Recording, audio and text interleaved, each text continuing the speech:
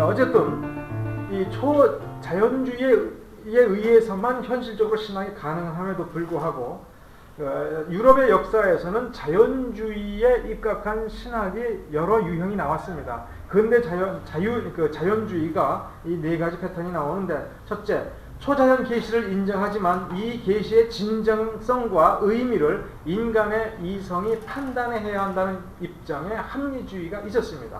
이게 데카르트주의, 그 다음에 라이프니츠, 볼프, 이게 이제 합리주의고, 이들이 종교 문제를 다루면서 기독교는 이래야 된다고 얘기했던 겁니다.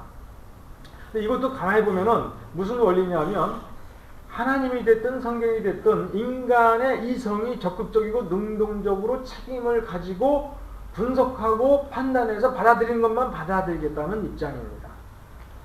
이게 제일 먼저 계몽주의 이후에 제일 먼저 수립된 유럽의 그 독일 신학의 첫 조상이라고 보면 됩니다. 근데 요거 다음에 이거 자체가 너무 문제가 있으니까 조금 스스로 무너집니다. 그 다음에 초자연계시가 있을 법하다고는 인정해요. 이거 말이 조금 바뀌었어요. 있을 법하다. 이성이 확증할 수 있는 것만을 진리로 받아들이겠다라고 하는 합리주의입니다. 이 경우 계시는 단지 잠정적이고 우연히 필요한 것일 뿐, 성경의 계시는 이성 종교의 보편적 지배를 위한 예비 지식 혹은 편의적 수단에 불과하다라고 말하는 그런 합리주의가 있습니다. 이게 낭만주의에 입각한 합리주의입니다. 여기에 대표적인 사람이 레싱, 피히테, 칸트. 그렇다면 뒤에 누가 나오겠어요? 레싱 나왔으면 요거 다음에 누구겠습니까? 예, 슐라이마허죠. 그러니까 자유주의자들의 계보입니다, 이게. 그 다음 세 번째는 일체의 초자연주의를 부인하고 일반 계시는 받아들이지만 종교적 위인이나 성인들을 통하여 인류가 종교적으로 보다 순수한 지식에 이르도록 한다는 합리주의. 그러니까 베그샤이더, 루에어, 행크, 가블로, 파울루스, 게세니우스. 이 가블로, 파울루스는 그 비평학을 하다 보면은 이름이 조금 나오는 사람이죠. 그 다음에 네 번째가 모든 계시를 다 부인하고 자연 종교로 충분하다는 합리주의가 있습니다. 스피노자, 마이어, 볼테르, 루소, 라이마루스 이런 사람들입니다. 그러니까 신학자들이, 자유주의 신학자들은 이 중에 한 두세 가지를 섞거나 이 중에 어떤 한 곳에 집착을 해가지고 그걸 약간 수정해서 자기 신학을 만들기도 합니다. 기본적으로 이것들이 이런 유형의 자연주의가 있었습니다. 그러니까 일반 계시는 어떤 점에서는 이제 자연 계시하고 범주가 비슷합니다. 창조에 기초하고 모든 인류를 대상으로 한 일반적 관계를 기초로 한 그런 계시입니다. 인간이 범죄한 이후에 죄인의 지각 능력 자체만으로는 이 일반 계시를 알 수 없게 되어 있습니다. 그 다음에 특별 계시가 있는데, 이것은 하나님의 구속 사역에 기초해서 하나님의 백성들에게 준 하나님 자신에 관한 특별한 정보를 특별 계시라고 합니다. 이 양자 사이의 관계를 보면 자연 계시와 초자연 계시는 그 전달 방식에 따른 구별입니다. 일반 계시와 특별 계시는 계시의 범위와 질적 특성에 따른 구별입니다. 그리고 대체적으로 자연 계시는 일반 계시고 초자연 계시는 특별 계시라고 하는 성격이 있어서 거의 동의어로 사용이 됩니다. 그러나 모든 계시는 본래 하나님으로부터 나온다는 점에서 초자연적이고, 그래서 자연 계시, 초자연 계시는 그런 구분법을 쓰면은 이 성격이 중복이 되기 때문에 사실 참다운 명확한 구별이 좀 불가능합니다. 그래서 일반 계시, 특별 계시를 씁니다. 객관적 계시는 인간 외부에 이 특별 계시를 준 것입니다. 그래서 이 계시의 특별 계시, 아까 신현, 그 다음에 예언, 선지자들을 통한 예언, 그 다음에 기적이죠. 이것들이 자, 신현, 그 다음에 예언, 그 다음에 이적이 특별 계시의 세 가지 형태라고 했는데, 이것이 다 어디를 집중합니까? 이거를 왜 물어보느냐 하면, 오늘날에도 좀 신비주의나 경건주의에 빠진 사람들이 그러죠. 나 계시 받았다 딱 이러죠. 주님 계시해 주십시오. 심지어 어떤 그런 사람을 직접 봤어요. 자기는 너무나 경건하대요. 응? 그런 식으로 얘기해. 왜 그런가 했더니 아침에 나올 때 옷장 딱 열고 기도한답니다. 주여 계시해 주시옵소서. 어떤 넥타이를 매야 됩니까? 그 다음에 신발장 앞에서도 한 번 더 기도한답니다. 주여 어떤 신발을 신어야 됩니까? 그래서 계시가 딱 올 때 그걸 신고 나온답니다. 심지어 누가 만나자 그러면 주여 이 사람을 만나야 됩니까? 만나지 말아야 됩니까? 계시하여 주십시오. 그래서 감이 딱 오고 안 오면 연락 오면 주님의 뜻이 아직 안 와서 지금 만날 수가 없다고 무척 공경을 하는데, 자 여기에서 계시의 목표가 그 사람에게 무엇을 입을까, 무엇을 걸칠까, 무엇을 신을까, 이걸 계시라고 하면 사실은 안 된다 이거예요. 그러면 성경에서 분명히 계시가 있잖아, 현실적으로 계시를 줬잖아 할 때 성경에 등장하는 모든 계시는 한 가지에 초점이 맞춰 있습니다. 그리스도. 그러면 내가 무슨 득하이 멜까가 이 그리스도를 보여주는데 무슨 상관이 있습니까? 그러니까 뭔가 깨달음이 있다라고는 얘기해도 그것을 계시라고 말해서는 곤란하다 이거죠. 이게 겸손이고 이게 진짜 경건입니다. 자기가 뭔가 깨달았다고 해서 이거 계시고 나도 선지자처럼 계시받고 산다, 이거는 말이 안 되는 거죠. 그래서 이렇게 외부의 모든 계시는 그리스도로 집중하고 그리스도는 곧 인간과 온 우주의 구속에 집중을 하죠. 이것이 그 정보가 성도들에게 귀에 들렸을 때에는 그 성도 바깥에서, 주관 바깥에서 들어온 거기 때문에 객관적이라고 얘기합니다. 자, 예수 그리스도에게 집중됐던 그 계시를 여러분 오늘날 만납니까? 안 만납니까? 만나잖아요. 그게 뭐예요?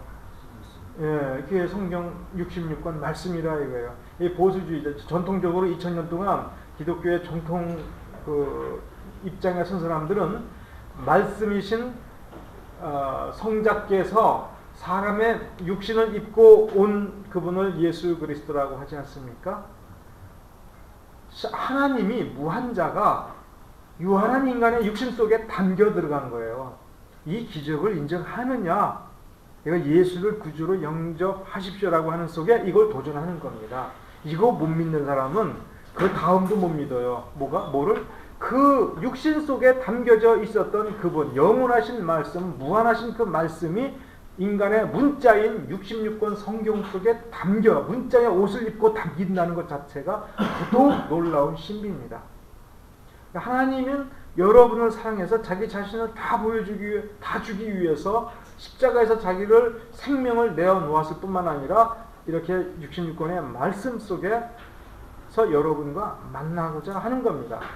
이것이 여러분의 속에 담겨져 있는 것이 아니기 때문에 객관적 계시라고 얘기하는 겁니다. 오늘날 여러분들이 객관적 계시는 이 66권 성경으로 만나게 되는 겁니다. 주관적 계시는 예수를 영접하는 순간, 예수님은 어디 계십니까? 예수님은 어디 계세요? 그러니까 지금 어디 계세요? 지금. 네? 왜 또 대답을 못하시나? 예수님 지금 어디 계세요? 머릿속에 계산합니까? 내가 루터파일까 칼빈파일까? 루터파들은 뭐라고 얘기한다고 그랬어요? 예수님은 지상에 계신다고 그랬어요. 예수님은 어디에 임재하신다고요? 성만찬의 그 떡 속에 그 떡과 그 포도주에 임재하신다고. 그래서 임재하시면 바로 떡과 이 포도주가 예수의 살과 피가 공존하는 것이 돼요. 살과 피로 변한다 그런 카톨릭이고, 살과 피 속에 예수의 떡과 포도주 속에 예수의 살과 피가 같이 있게 된다. 이게 이제 공제설이거든요. 그러니까 그걸 먹음으로써 비로소 이 성도들은 예수의 살과 피를 먹은 거죠. 자, 그러면 이거 씹어야 될까 말아야 될까? 왜냐하면 이 떡을 씹으면 못 씹는 거예요. 떡과 더불어 예수의 살을 씹는 거죠. 그거 세게 씹으면 되나 안 되나? 이를 악물고 꽉 씹으면 하나님이 너 나를 지금 씹는 것 같아. 이렇게 물어보면 루터파는 뭐라고 대답을 할까요? 맞다고 얘기합니다. 이걸 만두케이션이라고 합니다. 만두카티오 논쟁이 그겁니다. 만두카티오가 저작이거든요. 씹다예요. 그러면 실제로 남들 이게 칼리파 이상하니까 물어본 거예요. 떡을 씹으면 정말로 예수의 진짜 살을 씹는 거냐? 이게 핵심을 찌르는 질문이에요. 그러니까 맞다, 씹는다 이렇게 돼 있어요. 그러면 또 다시 이 질문을 했어요. 불신자가, 예수 안 믿는 사람이 이게 성례전 드리고 남은 떡이 있는 거야. 이게 몰래 이제 도둑질하고 있나 해서 가다 보니까, 도둑질을 하러 들어와서 보니까 배는 고프고 떡도 있어. 그래가지고 성례전 하고 남은 거, 그거를 먹었어요. 이 불신자가 예수의 살과 피를 씹은 거예요? 맞다, 씹었다, 이렇게 얘기해요. 또 파는. 그러면 그 사람 저주받았겠네? 맞다, 세상에서 제일 큰 저주받았다. 왜? 인간으로 태어나서, 병사로 태어나서 가장 큰 저주받은 사람이 누굽니까? 예수님을 사창으로 찌른 병사예요. 적군을 찌른 병사는 훈장이라도 받지. 지금 영원히 그 이름이 예수를 찔러서 죽인 자가 되는 거죠. 예수가 죽었기 때문에 우리는 축복이라는, 구원이라는 축복을 받았지만, 예수님을 찌른 병사는 예수 팔은 유다와 다를 바가 없는 겁니다. 누구예요, 그분이? 하나님이신 거예요. 그죠? 하나님에게 창지를 했어요. 지나가는 대통령한테 이렇게 한번 해봐. 까만 냉복 입은 사람이 잠깐만 와보라고 하겠죠. 그 옛날 같으면. 여기 대전시장 지나가는데 그때대로 택배 타봐. 저기 침이 많아가지고 6달에 됐다고 그러면 그거 믿겠습니까? 그러면서 잠깐 좀 보자고 그러면서 막 따지고 그럴 때 괜히 내 얼굴이 빨개지고 아니면 창백해지고 그러겠죠. 근데 하나님한테 대고 창지를 했다 이거예요. 그래서 그거나 예수의 살을 믿지 않는 마음으로 씹은 거나 이게 동일하게 큰 죄를 저지른 거죠. 자, 그러면 그 성만찬 하고서 떡과 포도주가 남았어요. 이거 어떻게 해야 돼요? 파묻으면, 아니 예수님을 땅속에다가 파묻어요? 그러면 저기 수채에다 버리면 예수님을 시궁창에다가 버려? 농담은 아니에요. 이거 굉장히 심각한 문제예요. 신부들도 똑같은 문제에 당면한 거예요. 왜냐하면 화채설, 빵과 포도주인데 성례전 끝나고 할 때는 이미 뭐가 된 거예요? 화채. 예수의 살과 피로 변해진 거 아니에요. 성만찬 끝나고 나면 이게 다시 빵과 포도주로 변하는 거 아니잖아요. 그러니까 이거 어떻게 해야 돼요? 유일한 처리 방법, 다 먹어버려야 돼요, 신부가. 그거밖에 방법이 없는 거예요. 그러면 루터파도 마찬가지예요. 신부가 다 먹어버려야 돼요. 아니면 어디다 놔두면 쥐가 먹으면 안 되잖아.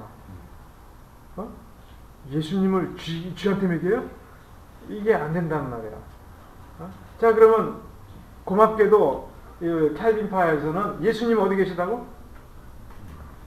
하늘나라에 하나님 우편에 앉아 계시고, 그래서 나를 변호해주는 큰 변호사요. 나를 대신해서 간구해 주시는 분이잖아요. 그러니까 우리가 성만찬 할 때에 그것은 빵과 포도주 그냥이잖아요. 그러니까 남으면 배고픈 사람 먹어도 되고 지나간 사람 줘도 되는 거고 정 아니면 버려도 되는 거예요. 왜? 그냥 여전히 아무리 성만찬을 했더라도 그것은 그냥 빵과 포도주로 변함이 없는 거거든요.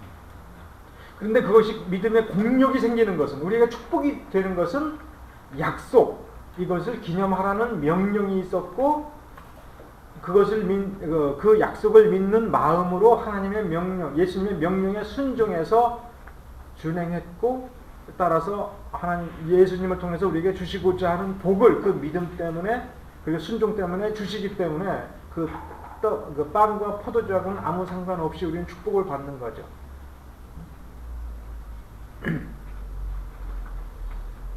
자, 여기에서 이 바깥에 존재하는 이 계시를 내가 안에 받아들이도록 만들어주는 것이 주관적 계시인 것입니다. 그러므로 계시는 3대 요소가 있습니다. 첫째, 계시를 주시는 자, 계시의 출처, 기원지, 그 다음에 계시의 내용, 그 다음에 수신자, 이 세 가지가 존재합니다. 그래서 계시가 있다는 것 자체는 하나님께서 우리에게 어떤 메시지를 이제 밝혀주셔야겠다. 그전에는 알려지지 않은 그 어떤 것을 새로 더해 주시겠다라고 하는 그 무엇이 있고, 그것을 받을 사람이 있는 겁니다. 자, 우리가 초대교회 이후로, 초대교회 5세기 이후로 성경이 새로 더해졌습니까? 더해지지 않았죠. 일단 그 사실만 인정한다면 계시는 끝난 겁니다. 왜냐하면 아까 계시는 무엇을 초점으로 한다고요? 예수 그리스도와 구속, 예수 그리스도와 구속에 관하여 우리에게 더 밝혀줄 진리가 하나님에게는 있느냐? 그건 없다고 보시는 거예요. 하나님께서 이젠 끝났다. 이제 완전한 예수 그리스도를 주었다 이거예요. 그 다음에 그것이 성경으로 완전히 정리되도록 기록되도록 인도해 주셨다 이거예요.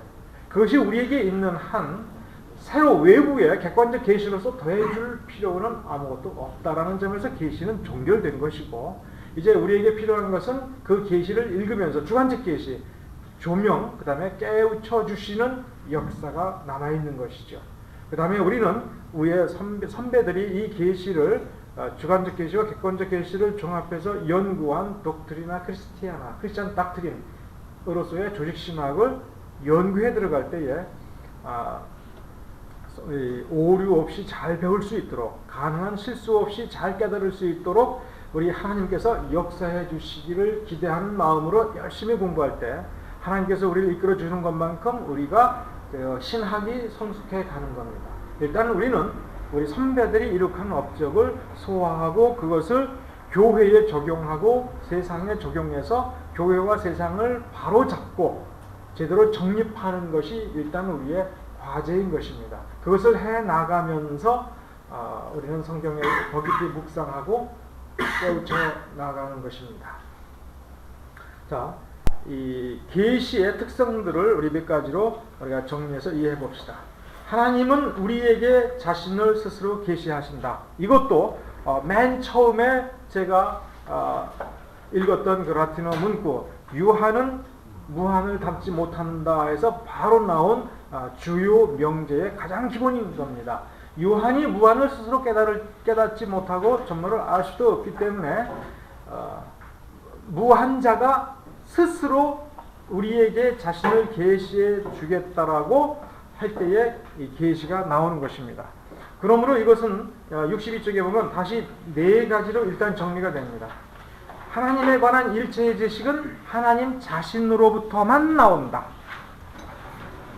따라서 하나님으로부터 나오는 계시는 모두 하나님의 자기 계시이다. 그리고 세 번째, 하나님은 자신을 직접 계시할 수도 있고 피조물이라는 일반적인 수단이든 특별한 수단이든 원하는 대로 이 방법을 선택하실 수가 있다. 네 번째, 하나님은 생각과 행동하시는 그 모든 것에 목적을 가지신다. 그러니까 계시해 주실 때에 분명히 하나님 쪽에서 목적이 있다라고 하는 것입니다. 그러므로 그 밑에 별표로 정리한 것이 이 네 가지를 정리한 핵심입니다. 계시는 그 근원도 하나님이고 내용도 하나님이고 목적도 하나님에게 있다. 이거 잘 기억해 두십시오.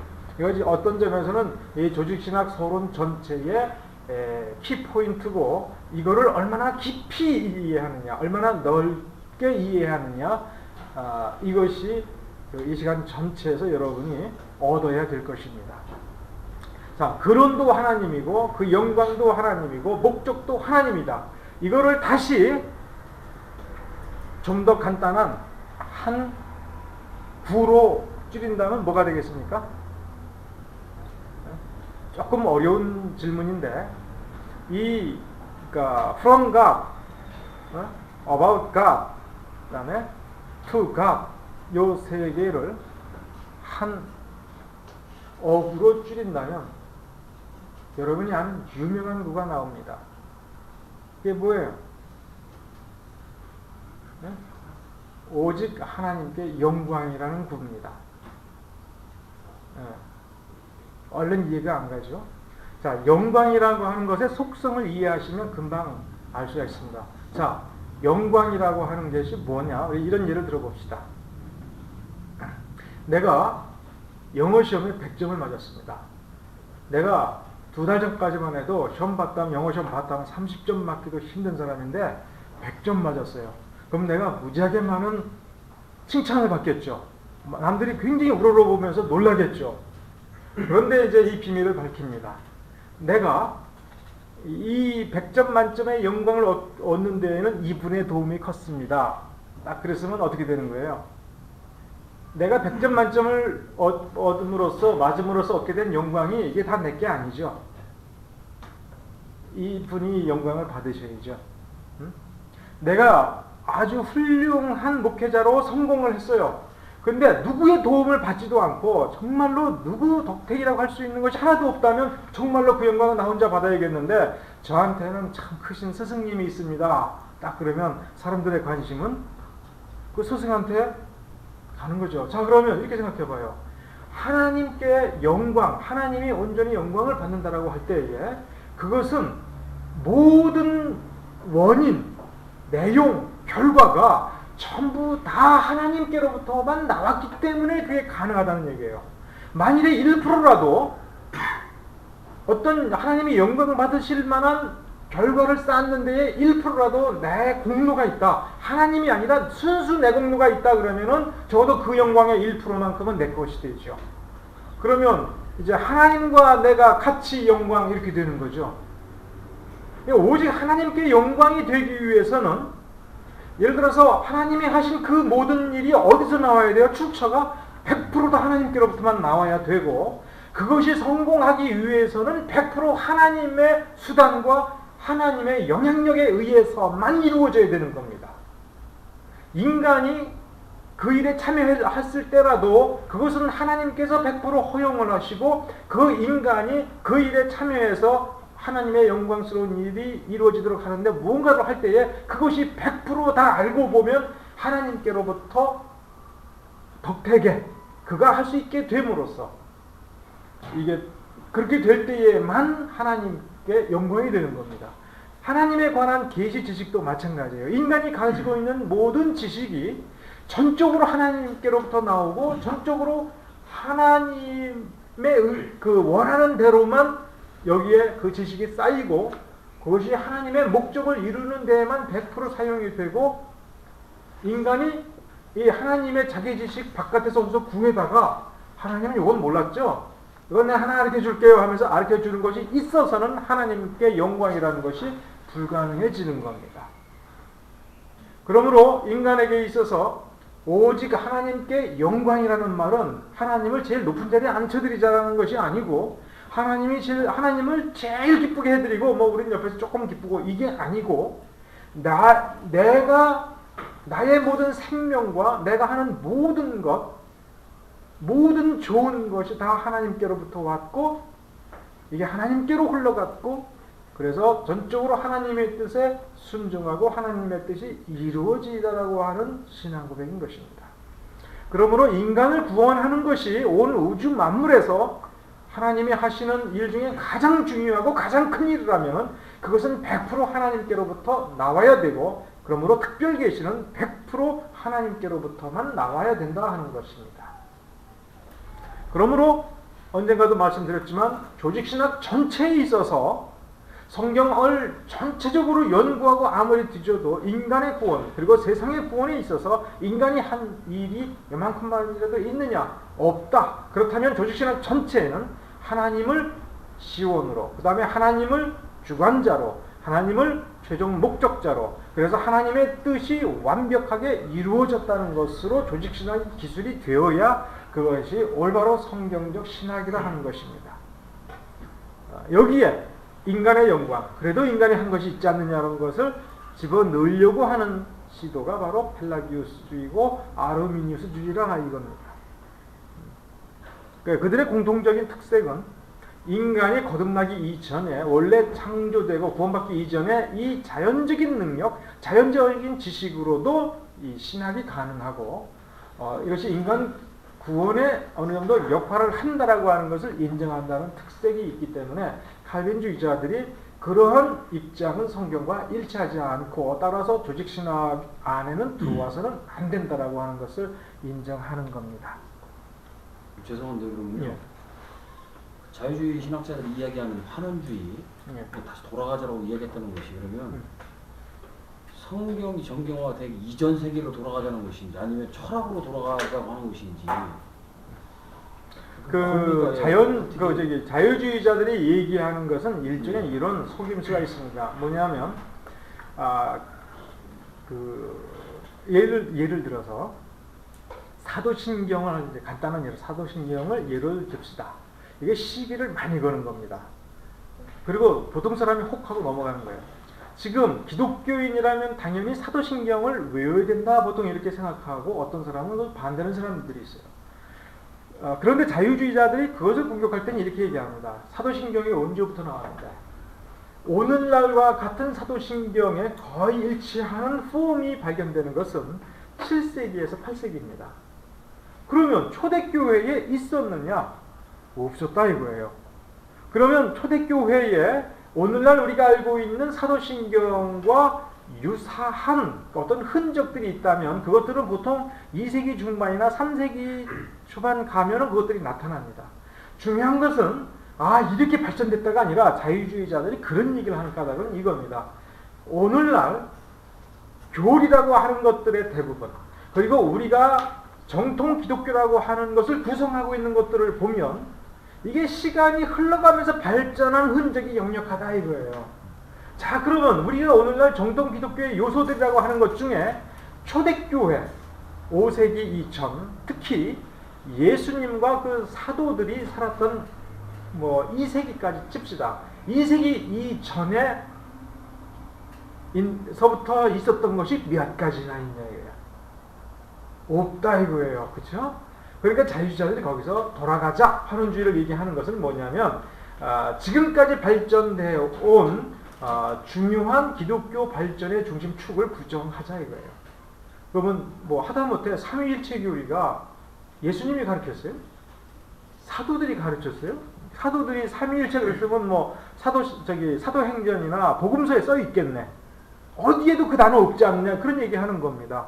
그러면 삼위일체 교리마저 부정하자 이런 얘기예요. 그러니까 초대교회로 돌아가자고 하는 얘기를 어떤 관점에서 초대교회의 순수성, 도덕적, 윤리적 그 깨끗함, 청결함으로 회복하자. 왜냐하면 4세기 이전에 지하교회에 있을 때에는 예수 믿을 때에 자기의 재산을 다 팔고 가난한 자들한테 나누어주고 자기도 가난해지면서 예수를 믿는 증거를 드러낸 사람들이 많거든요. 이것이 현대 사회의 이기주의와 물질주의에 대한 반대 대안이라고 보면서 그거를 기독교가 모범을 보여야 되지 않겠느냐 이런 식으로 얘기하는 것은 일견 타당한 점이 있어요. 그러나 정통 기독교의 근본 노선과 그 성과물 그리고 그 성과물에 입각해서 자기네들을 공격할 때는 당할 수가 없거든요. 그러니까 이거를 부정하기 위해서 환원주의로 보통 얘기하게 됩니다. 이 자유주의자들이. 그러니까 순수하지가 않죠.